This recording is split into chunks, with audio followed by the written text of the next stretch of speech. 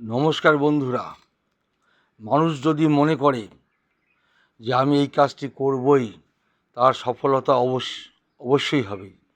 এবং সে দৃঢ় চিন্তায়, দৃঢ় চিন্তাভাবনায় সে যদি তার মনকে ঠান নিয়ে থাকে যে আমি কোনো মতেই পিছু হটব না, তার প্রমাণ দিয়ে দেখিয়ে দিল ইরান।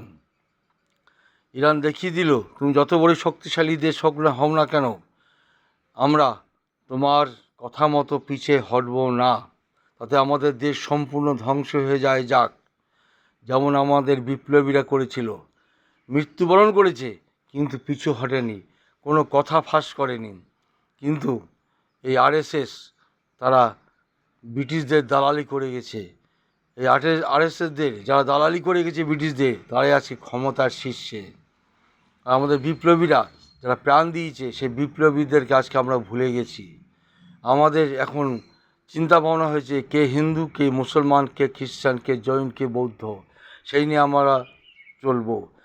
কে শিডিউল কাস্ট, কে শিডিউল ট্রাইব, হ্যাঁ, এই নিয়ে আমাদের বিভাজন সৃষ্টি হয়েছে। কিন্তু আমরা চিন্তা করি না ভারতবাসী বলে নিজেদের জাতিসত্তাকে তুলে ধরতে এবং নিজেরা সম্পূর্ণ ভারতীয় ভেবে নিজেদেরকে ঐক্যবদ্ধভাবে উন্নতির শিখরে পৌঁছাবো, এই ঠান আমরা নেইনি। আমরা নিয়েছি মানুষকে কত ছোট করা যায়, কত তাকে অস্পৃশ্য বলা যায়, কত তাকে আরও নিচু থেকে নিচু ভাবা যায়, সেইটা ভেবেছি।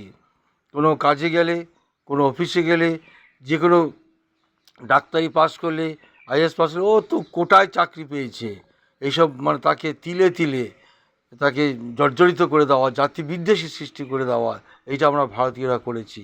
কিন্তু ইরান দেখিয়ে দিল যে না, আমরা ঐক্যবদ্ধভাবে শিয়া সুন্নি মিলিতভাবে এককভাবে ঐক্যবদ্ধভাবে লড়াই করে বৃহৎ দুই শক্তিকে হারিয়ে দেওয়া যায় এবং ক্ষমা চাইতে হয়। গত পরশু দিন আমাদের প্রধানমন্ত্রী 11:09 ফোন করেছিল, কিন্তু ওরা ফোন তোলেনি। বন্ধু তুমি নও, তুমি শত্রু হয়ে গেছো, শত্রুদের দলে তুমি যোগ দিয়েছো, তাই তোমার ফোন ধরা হবে না। তাই দেখুন, ইরানের কাছে শিখতে হবে। ইরানকে ঘৃণা করলে হবে না, চীনের কাছে শিখতে হবে, চীনকে ঘৃণা করলে হবে না। শিখুন, ভাবুন, শিখুন, ভাবুন, শিখুন। নমস্কার বন্ধুরা।